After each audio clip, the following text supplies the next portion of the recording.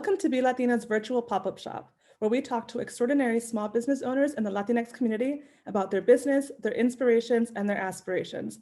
I'm your host, Gloria Malone, and today I'm talking to the co-founder of Vive Cosmetics, Leslie Valdivia. Thank you so much for being here with us. Hi, Gloria. Thanks so much for having me. I'm very excited to be here today.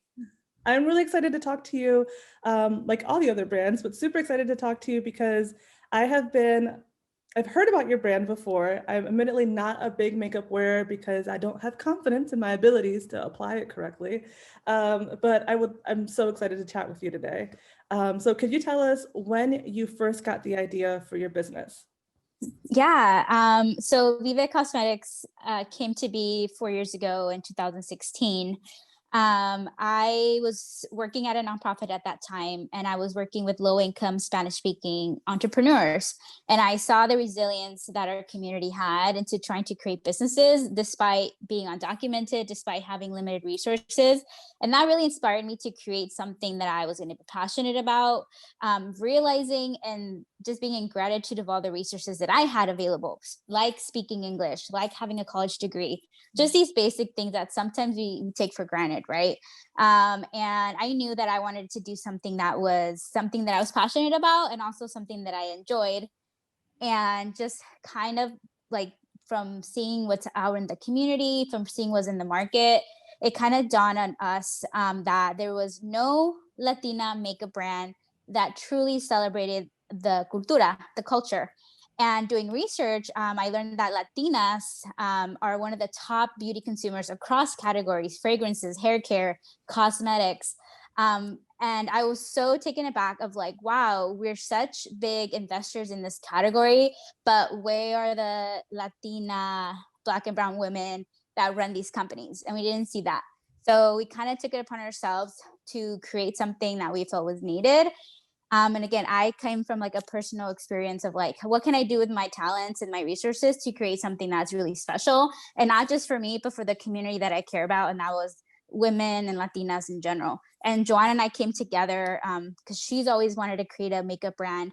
We've been beauty enthusiasts since forever. And Joanna's makeup game is so much better than mine. So it was no doubt that she wanted to create a beauty brand herself, and just being a beauty enthusiast and being in the community is something that she wanted to do. And we just kind of like put our brains together to create Vive. And yeah, and it's been a wild ride since the past 4 years. That's amazing. 4 years is a long and short time at the same time. Can you tell us a little bit how the business has changed since, you first launched 4 years ago? Yeah, definitely. You know what? And that's so true. Like 4 years ago sounds like so far, but it's like, whoa, we're already like going to like our year four of business next year. And it's changed a lot. You know, Joanna and I have been very transparent of like, we started this brand like so scrappy. We still continue to be so scrappy. Like when you think about starting a cosmetic brand or a beauty brand in general, like many companies start with hundreds and thousands, sometimes millions of dollars, right?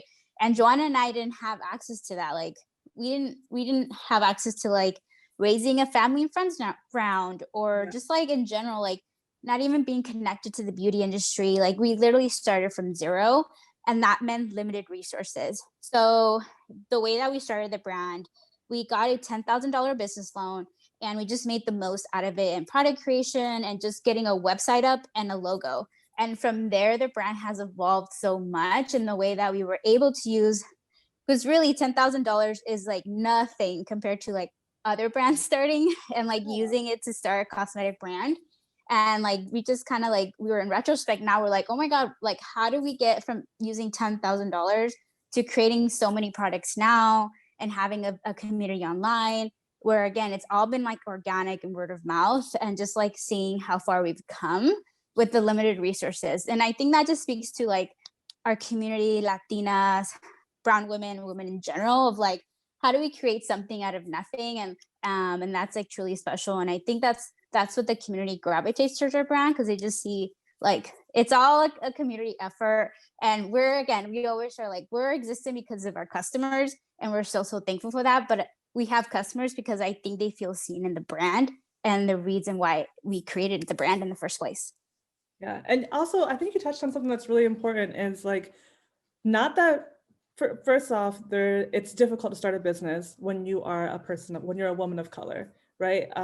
Getting a business loan, even in itself, is kind of like a privilege, you know? Um, Totally.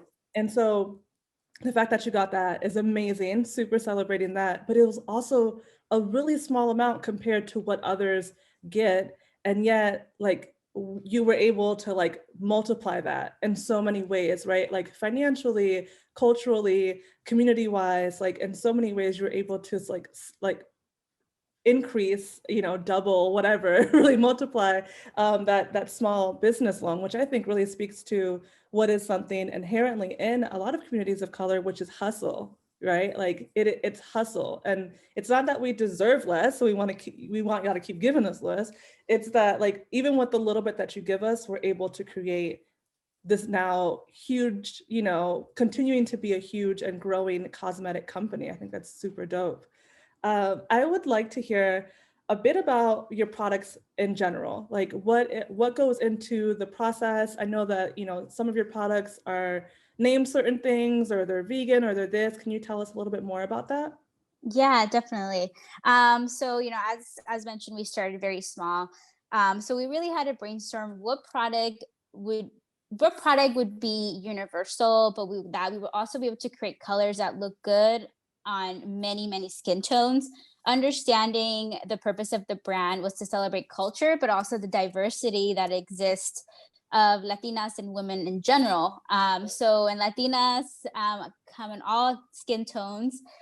So we were very aware of that and intentional still to this day, we're very intentional of always having that first like North Star in mind of like, what's going to be a product that's going to look good on everyone. So having the limited resources, we started with lipsticks, and we started with 5 lipsticks at the time. So it ranged from being neutrals to brights. Some of we call them our OG shades, is in the color luchadora, which means women fighter, which that reminds me of, again, our community of, we're a bunch of luchadoras, badass women that are in the community, but also another color that is in Selena Forever, and like celebrating her legacy. We also have another color that's Morenita, brown skin, and celebrating brown skin as well when we think of Latinas and the beauty standards that have been imposed in our community. So again, our names and our products come from everything that we feel needed to be celebrated, that again we didn't see in other makeup brands, where many times it's Latinas are often tokenized, or often very light complex Latinas are in these beauty campaigns. So how do we change those narratives, and how do we create a brand that is different than what everybody else is doing? And as much as we say like we care about community, we care about what we put in our products. All of our products are vegan, cruelty free, paraben free. They're made in the USA. They're also European Union standard, which we can get technical, which actually has a higher ingredient quality than US based FDA regulations.